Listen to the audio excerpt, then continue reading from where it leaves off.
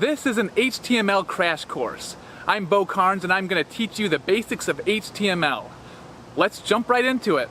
You probably already know that HTML is used to create web pages. It stands for Hypertext Markup Language. Every website on the internet uses HTML and CSS. Most also use JavaScript. In a website, HTML is the structure, CSS is the style, and JavaScript is the functionality. Here's a great interactive diagram from codeanalogies.com. You can see we have the page, the structure, styling, and functionality. And if we move this slider, so it's like the house. So page is like the house. So the structure, or the HTML, is like how many bedrooms there are or how many rooms. The CSS, the styling, is like the color of the brick here. And then the functionality, what you're doing, like eating, is the JavaScript. You can actually see the HTML that makes up any element on a web page by right-clicking an element and then going to Inspect. And all this right here is the HTML. In this crash course, we'll mainly discuss HTML. Afterwards, you'll probably want to learn CSS and JavaScript. At the end of this course, I'll also show you how to get your HTML page online using Hostinger.com to host the website. Hostinger provided a grant that made this course possible.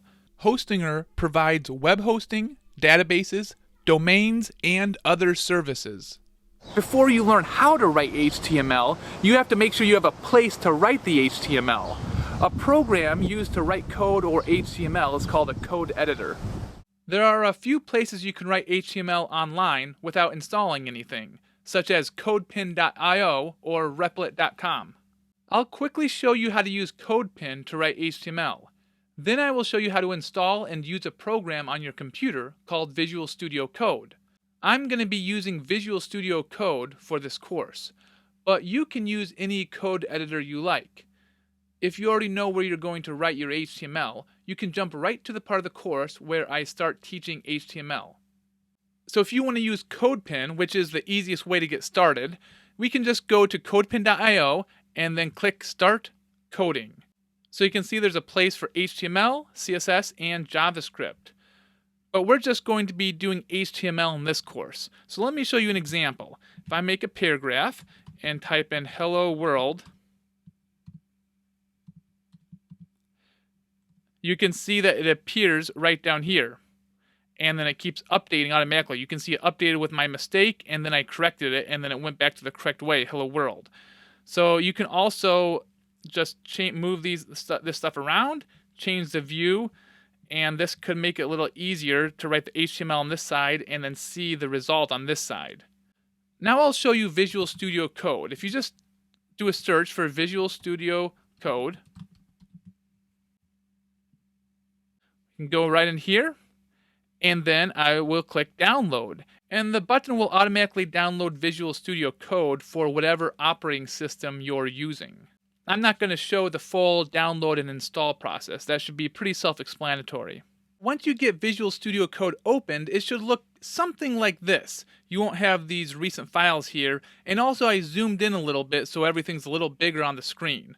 But you're going to want to click New File. And now I'm just going to go to File, Save, and for the title, I'm going to type in index.html. And make sure you are in the directory you want. I already created a directory called HTML course. So it's pretty standard to name your main file index.html. In fact, web browsers will often look for a file with that exact name when your website is loading up.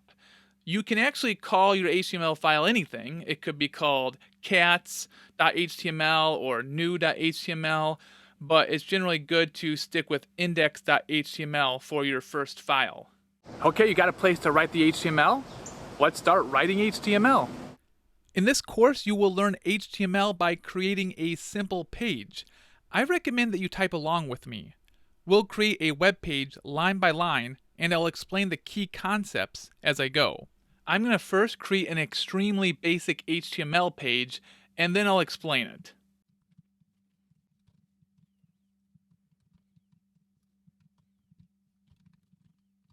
Okay, HTML is made up of elements. An element is an individual component of HTML. So this right here is an H1 element. An element will often have an opening tag, like this, and a closing tag, and it will contain everything within the opening and closing tags. You can see a closing tag often has a slash right in these angle brackets right before the name of the tag. So this is an H1 tag. That's opening and closing H1 tag. Most elements are container elements. That means they hold content between the opening and closing tags. For instance, it's this H1 element is holding the content hello world. But some elements are standalone, like this one right here, and we'll talk about a few more later. This one right here, doctype HTML, this is what all HTML files are going to start with. This is the first element on every HTML page. It tells the browser to expect HTML and what version to use. And this just means to use the newest version of HTML. And then we have this HTML element. So this is the opening tag and this is the closing tag. And all of this are the contents of the HTML element. All page content must be contained in these HTML tags. And then we have this body tag here. So here's the opening body tag and the closing body tag. And here is the contents of the body. The body is going to contain all the visible content in a page. Often above this body element, within the HTML element, you're going to have a head element that is going to contain the page title and metadata. We'll talk about that much later. So for now, let's focus on this, the H1 Hello World. The H in H1 stands for headings. So H1 is an H1 element is used to define headings. And there's H1, H2, H3, H4, H5, H6, and the 1 is going to be the biggest heading, 2 is going to be slightly smaller, 3 is going to be smaller still, and so on. So let's see what this looks like in an actual web browser. So I'm going to save this, Command S or Control S, or you can go to File, Save, and now I'm going to open this in a web browser. To do this, to open it, I'll just find the file in my file browser. So here's my folder, here's the file I just created, index.html. I'll just double click that file, and you can see it says Hello World. That's the H1 element I just created. Let me reposition these windows. That's better. Now I can see the HTML code on this side, and I can see the web browser, what the HTML is creating over on the right side. So I told you there are different types of headings, like H1, H2, H3. I'm going to create another heading. So H2, and I'm going to call this Cat Photo App. And if I save this, and then I refresh, you can see Hello World is really big, and then Cat Photo App is a little smaller because it's an H2 element. Another common type of element is a P element. A P element is used to create paragraph text on websites. So I'm going to create a P element. You may have noticed that the code editor automatically puts the ending tag. When I put the beginning tag, the code editor is automatically going to put the ending tag right in here for us. So that's pretty nice. And you may have also noticed that the beginning and ending tag can be on the same line, like the H1 element, or they can be on different lines, like this body element. Okay, so right within this paragraph tag, I'm going to put click here to view more cat photos. And if I save this and refresh, we can see the paragraph. Paragraph text is the main text on a web page that people read. Okay, now I'll talk to you about commenting. Comments allow you to leave messages without affecting the output displayed to the end user. It's common in pretty much all programming languages to have comments. It also allows you to make code inactive. For instance, if we put this H2 element inside a comment, then it wouldn't appear on the page anymore. So let me show you how to add a comment. I'm going to put a lesson sign, exclamation point, dash, dash, and then the code editor automatically adds the end of the comment. So here's the beginning of the comment, and here's the end, and whatever's in between these dashes is the comment. So I'm going to put to do add link to cat photos. So this will just remind me to do that later.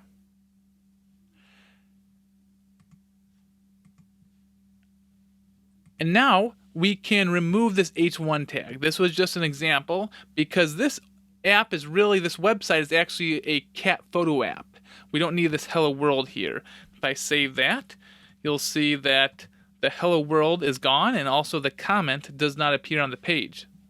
HTML5 has tags that identify different content areas. These tags make your HTML easier to read and also help with search engine optimization and accessibility. We're going to identify the main section of this page by adding a main element with a main opening tag and closing tag. So right after the title, I'm going to put main. The code editor automatically puts the closing tag. I'm going to do Control X or Command X to cut it. So I'm going to cut this closing tag and paste it right here. And this is a good time to talk about nesting. HTML elements are often nested within other HTML elements. So on this page, we have this body element right here. This is the opening tag and ending tag. And inside the body element is all this stuff right here, which is nested. And the body element is actually nested within the HTML element. And we have this main element inside, nested within the main element is this comment and this paragraph tag. What I'm going to do is select everything within the main element and I'm going to hit the tab key. That's going to indent all of everything within the main element. Indentation, spacing, and new lines do not impact how a browser renders a page, but it can make HTML easier to read. And the general best practice is to indent all nested elements. So you can see this is indented, and then this is indented, and this is indented. So every section, anything that's nested is indented within the elements that it's nested in. And you can see when I select this, you can see these little dots. Those are spaces. So though I just click the tab button to indent this, it just added 2 spaces before each line. So you could also just use the space bar to indent those. This page is going to have a few different sections. So we'll indicate the first section by adding an H3 element with the text cat photos above the comment. So I'm going to put H3 cat photos. And if I refresh, you'll see that we have, this is the H2 heading and this is the H3 heading. It's just a little smaller. Now we're going to make this look a little cooler by adding an image. So right after this paragraph, I'm going to put an image tag. Now an image tag, an image element, does not have a closing tag. It only has an opening tag. It just has one tag. Most elements have an opening and closing tag, but there are some elements that only have a single tag. They don't have a closing tag. But we are going to have to do something to specify what the image is that's going to display. And that's where HTML attributes come in. HTML attributes are special words used inside the opening tag of an element to control the element's behavior. So let me show you how to do that in an image element. So in this image element, I'm going to put a space. I'm putting the space before the closing bracket. And I'm going to put src. That stands for source, the source of the image. I'm going to put equals. And then I'm going to put a website here. So it's going to be https://fcc.im/fcc relaxing cat. Now this is a URL of an image that already exists on the internet. So if I save this and I refresh the page, we see this cute relaxing cat right here. So it's displaying this image, and the source of the image is this URL. It's getting the image from that URL. So this is the attribute, and attributes are always paired with values. There's always, and the value here is this. The value is always going to be in quotation marks. Attributes are selected from a predefined set of possible attributes depending on the element. So the src is specific to an image element and a few other elements. And depending on the element, there'll be a different list of attributes that can go along with it. But the values are more variable. They're going to be in quotation marks, and they could be lots of different things depending on what applies to the attribute. And we're going to add another attribute right now. So after this attribute in value, I'm going to put a space, and then this is going to be an alt attribute. So the value of this alt is going to be a cute orange cat lying on its back. So an alt attribute is basically a way to describe the picture with text.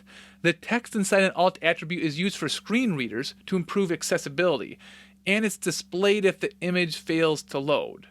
So you should always use an alt attribute with every image. Now we'll add an anchor element that will link to another website. An anchor element, or the A element, is used to create a link that you click on to go to a different page or website. So let me show you how to do that. It's just A for anchor. And then we have the opening and closing tags, but we're going to have to specify what the website that we're linking to is. So to specify that, we're going to use an attribute called href equals, and then here's where we're going to put the website we're linking to. For this example, I'm just going to put catphotos.com, catphotos.com. And then inside, so we have this opening tag and this closing tag, and whatever is in between the opening and closing tag of an anchor element is what the text is of the link. So I'm going to put cat photos. So if I save this and I refresh over here, we can see cat photos. And I realized I forgot to put the HTTPS : // So we need this part for the links. And now if I save this, refresh here, if I click on cat photos, this is not a real website. It's just an example website for this. So it just says it cannot be reached. But that's how you create a link. Next thing is I'm going to actually put this link into this paragraph. See how we have the word cat photos here? I want the link to be right there. So I'm going to cut this out, Control or Command X. And now I'm going to select this text cat photos, delete that, Control V to paste in the link. If I save that and then refresh, we can now see that the link is right in that sentence. It's right in that paragraph. Now you saw when I clicked on this, it just opens right in the same tab. But what if I want to open up into a new tab? Well, we need another attribute. So right in this anchor tag, I'm going to, right after the href attribute, I'm going to put a space, and then I'm going to add another attribute. It's going to be the target attribute. Target equals _ blank. Now, if I refresh this, I click here, it opens up a new tab. The website still doesn't exist though. Since this isn't a real website, we're not actually even going to use it here. I'm going to erase this URL here and just put a hash sign or a pound or a number sign here. This will keep the text as a link, but it will no longer link to anything. It's just a placeholder. It's also often used when changing the behavior of a link using JavaScript. So if I just refresh here, and I click here, it still opens a new tab, but it just loads the same website in that new tab. And we can turn this image into a link. I just have to put an anchor tag here. There's the opening anchor tag. I'm going to copy the closing tag. I'm going to cut it and put it at the end. And now I'm going to put href, and I'm just going to put a placeholder link in here. So if I refresh here, if I move my mouse over the cat photo, you can see it turns into a pointer because it's a link now. And if I click here, you can see nothing really happens because it's just the placeholder, and it's not opening into a new tab. So it just basically refreshes the page, or really does nothing when I click there. It's finally time for a new section of the page. So before the closing of this main element, I'm going to add another heading, an H3. And this is going to say cat lists. And now we're going to learn how to create lists in HTML. The first list is going to be things cats love. So let me add a new paragraph that says things cats love. And then after this, I'm going to add an unordered list, UL. This UL element is an unordered list, and you can see I put the opening and closing tags on different lines because in between we're going to put 3 list items. The first thing cats love is catnip. And then another list item is laser pointers. And the final list item is lasagna. And now I'm going to add after this list, well, before I add this next thing, let's check what it looks like in the browser. So here is the unordered list. We see these bullet points and we see the 3 items. After this, I'm going to add an image of one of the things on the list. So I'll put the image tag, and then I'll put the src, the source of this image. Instead of linking to a URL like the other image on the page, we're going to link to a file right on my computer. I'm just going to put lasagna.jpg. And then for the alt tag is going to be lasagna. Now before I refresh my page, I want to show you something. So in the same folder on my computer with my HTML file, I also have this lasagna.jpg. So as long as you have an image in the same folder as your HTML file, you can just link to it by putting the file name right in here. And then when we upload our files to our web server to host our website elsewhere, there's also going to be folders there, and we just have to make sure the images are in the right folder here. So if I refresh my page, we should see a picture of lasagna, one of the things that cats love. In the description of this video, I have a link so you can download the picture yourself to put it into your website. Now we're ready for another list, and this time it's going to be things cats hate. So this time, instead of using an unordered list, I'm going to put in an ordered list, OL. And there are going to be 3 list items. The first item is flea treatment. Second list item is thunder. And the third list item is other cats. Oops. LI, other cats. Let's see what that looks like. So you can see the ordered list is numbered. We have 1, 2, 3 here of the things that cats hate. I'm going to add another image right below this. So image src, and this image is just called cats.jpg. Alt cats. And just like before, I have the link to this image in the description, and this image is already in the same folder as my HTML file. So if I refresh here, we see 3 cute cats, which are things that cats hate. Well, at least according to this website on the internet, and as you know, you can believe most things on the internet. But cats don't just kind of hate these things, they really hate these things.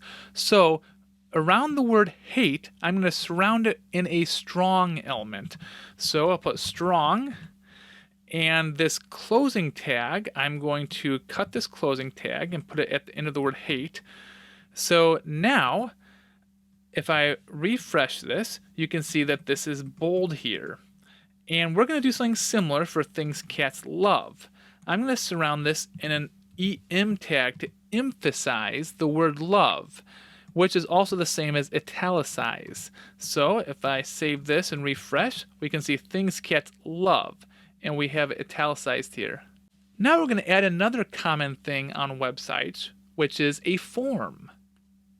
So we are going to add a form element with an opening and closing form tag. So right after this image, I'm going to put form, and then I'll put those on different lines there. We'll indicate where to submit the form data by adding an action attribute on the form element.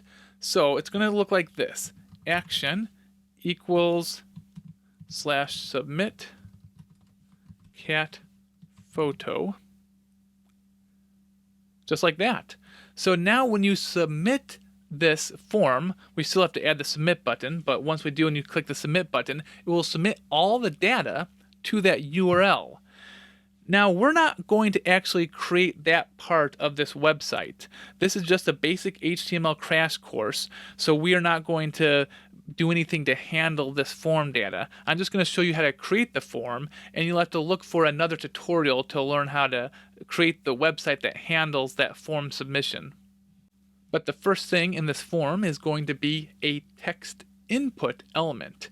So right here, I'm going to put an input element, and I'm going to add a type. And the type is going to be text. This is going to make a text box. So if I save this and refresh over here, we can see at the very end this text box, which I can put all these any text in this text box down here. Input elements do not need closing tags. We're going to add placeholder text to this input. So this is going to be another attribute, placeholder equals cat photo URL. So placeholder text, you're just about to see what that is, but it's this light gray text that appears in this input box until you start typing. As soon as you start typing, it goes away. So that can indicate what's supposed to go into the input box.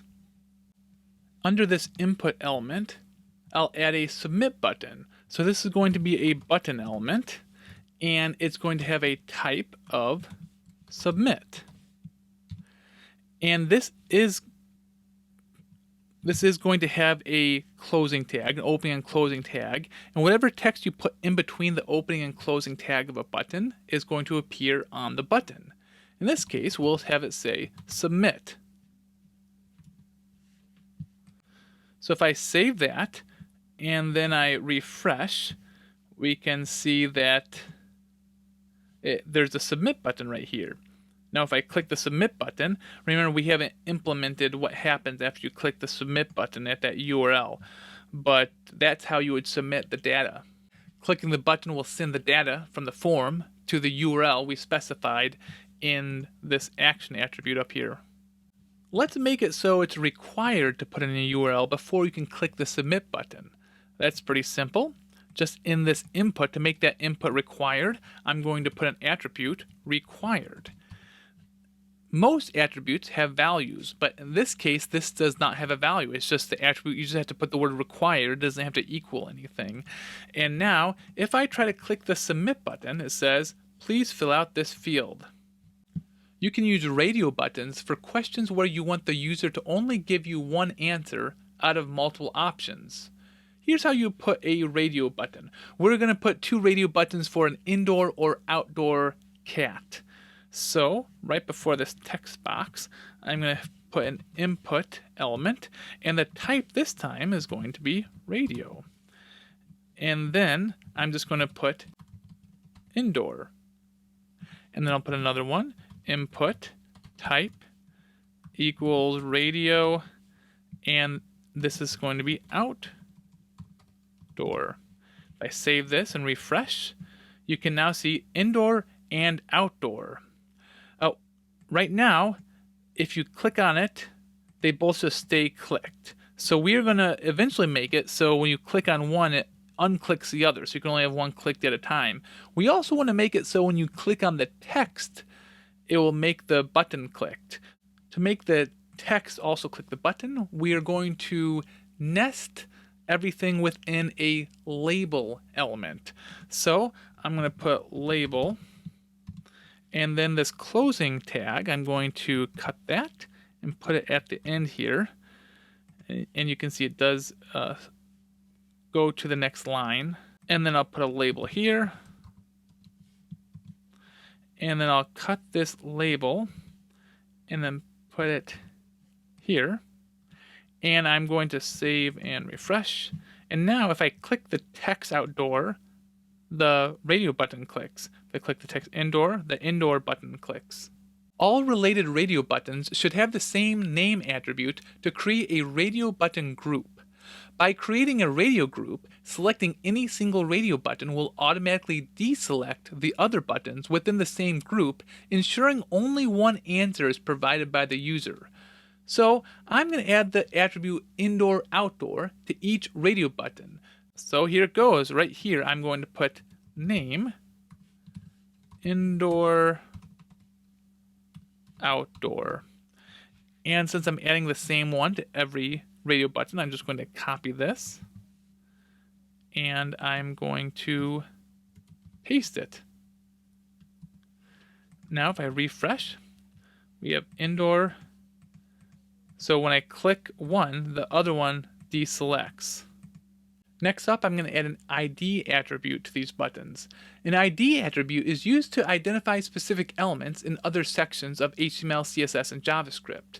So I'm going to add an ID attribute set to equal indoor on the first radio input element, and an ID attribute set to equal outdoor on the second radio input element. So I'm going to put the ID, and I'm going to put as the first attribute, ID equals indoor. And then ID equals outdoor. Now, one thing about these attributes is that the order doesn't matter. So you can see on this input element, there's three attributes. There's the ID, the type, and the name.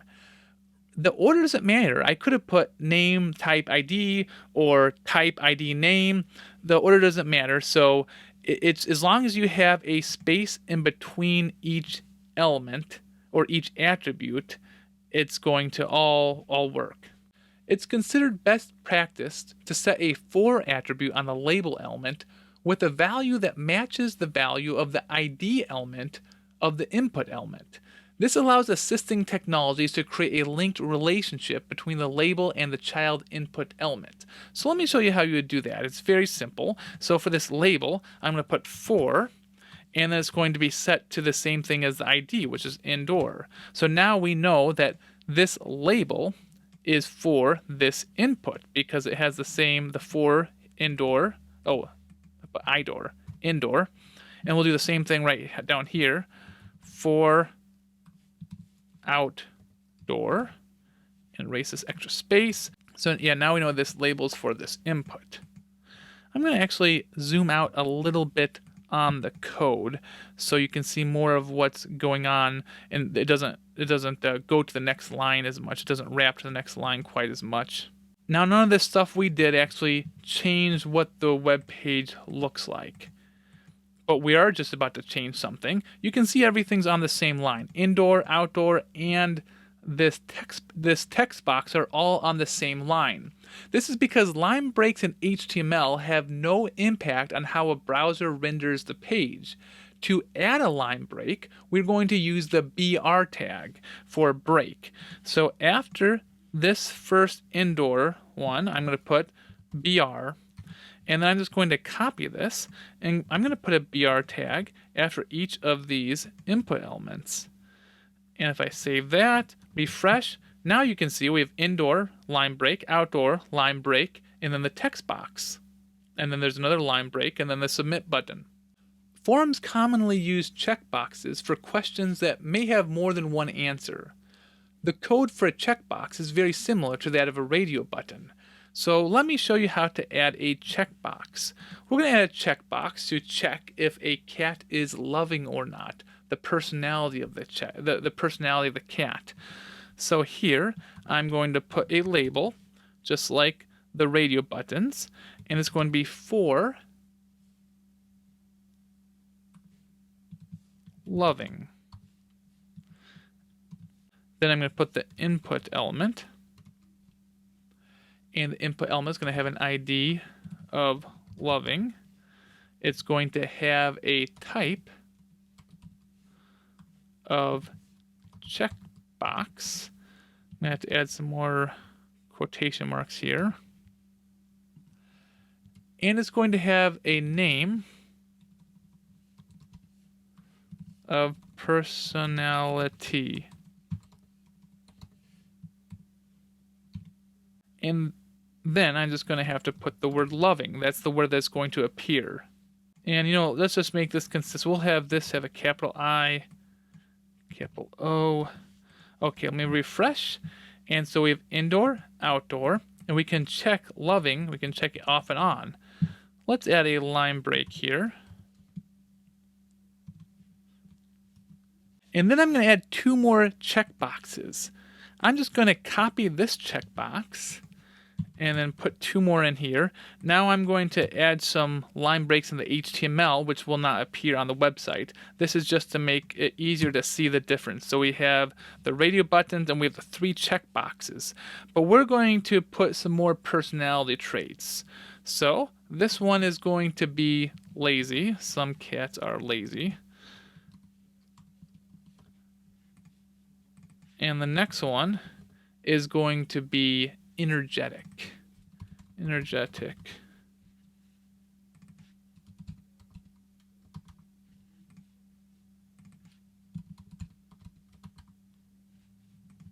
Now let's save this and refresh.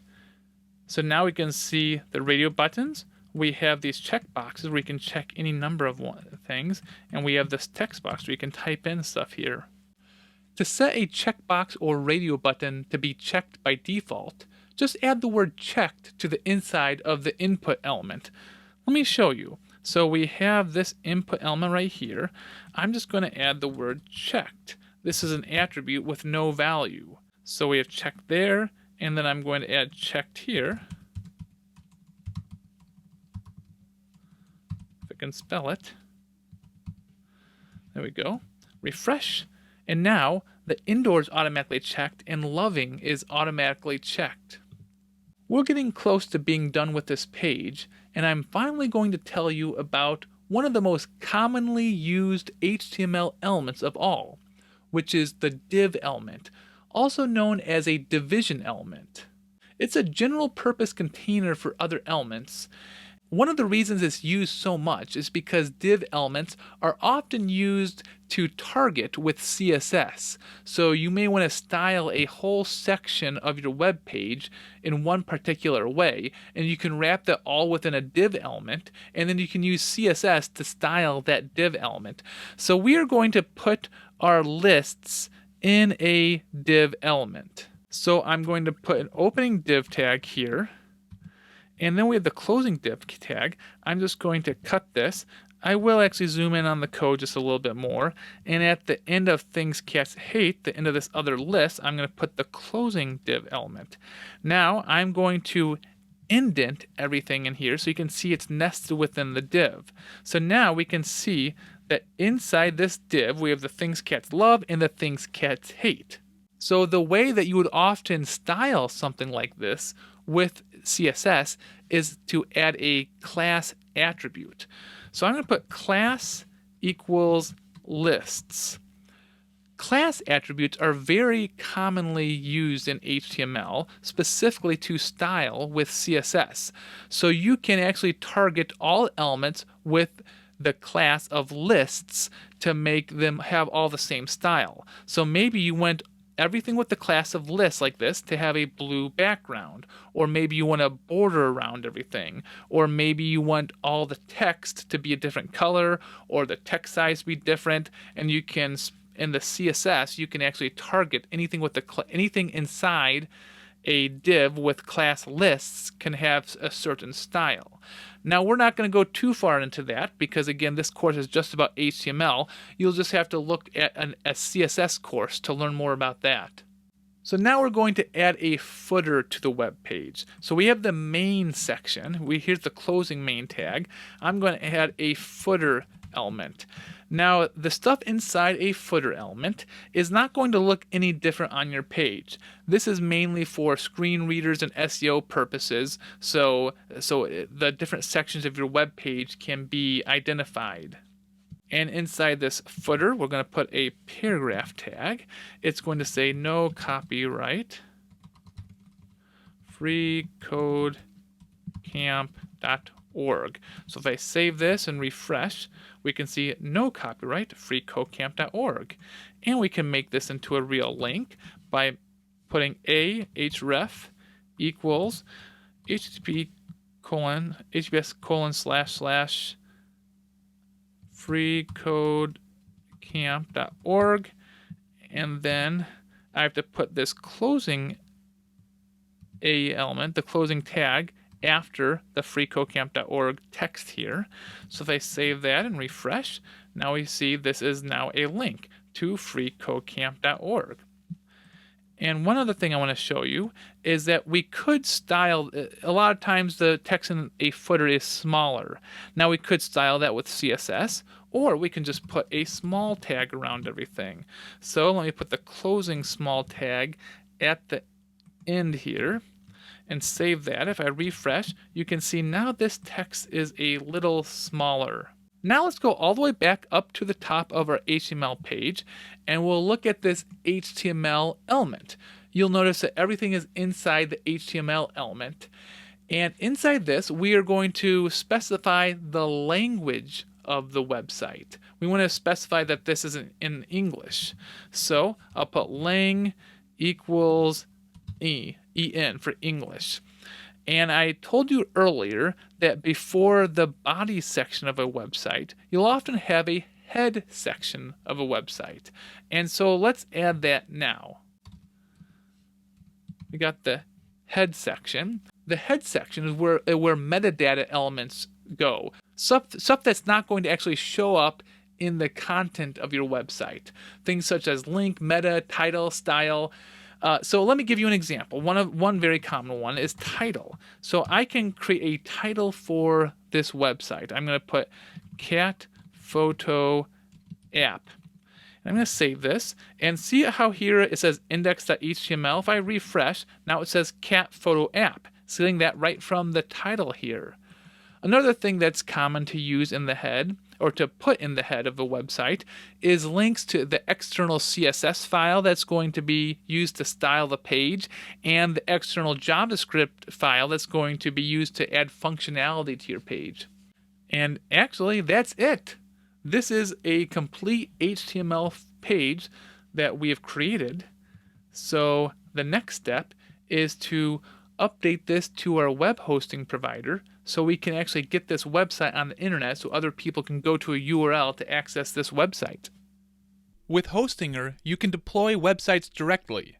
If you haven't learned tools like Git and Linux yet, this approach can save you a lot of time and stress. Start off by going to hostinger.com, and you can click Start Now or just scroll down. And I would recommend, if you're just starting out, just go with the cheapest option, the single shared hosting. And we'll just select that. And then you just go through this checkout process, choosing the options you want. I would recommend the 12 months option. And then you just put in your payment information. I'm not going to show you the full account creation process, but after you get your account created, you'll get logged in. It's possible during the account creation process, you will have chosen a domain name.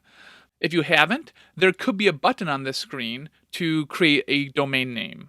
So if I scroll down, I can see at the very bottom, amazingcatphotos.com, the domain name I got for our awesome website that we just created. So to upload the photos to the website, we'll have to go to hosting. I'm going to go to this menu up here and click hosting. Now, amazingcatphotos.com, I'm going to manage the hosting. Okay, now I just have to scroll down to this files section. And I go to File Manager. So now I'm going to make sure to go into the public HTML directory. And there may be something in this folder. If there is, just delete it so you have nothing in the folder. And now I'm just going to add my files. I can either drag them in from a folder on my computer, or I can click Upload Files. And I'll just go and select the files. So here are the 3 files.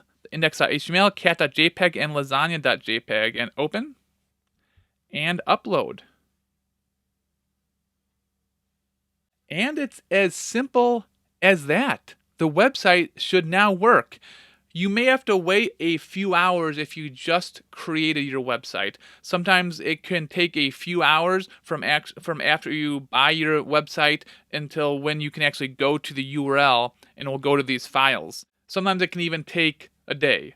But once everything connects and everything works, then if you make any changes, it will happen instantly. Just the first time when you get it set up, it could take a little while. So let's try going to the website. So I'll go to www.amazingcatphotos.com. If you try and it doesn't work, you may have to add the www dot at the beginning of the URL. So www.amazingcatphotos.com. And this is the website we created. Awesome. Hostinger made that super easy.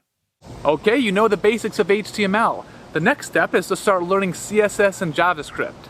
Well, thanks for watching.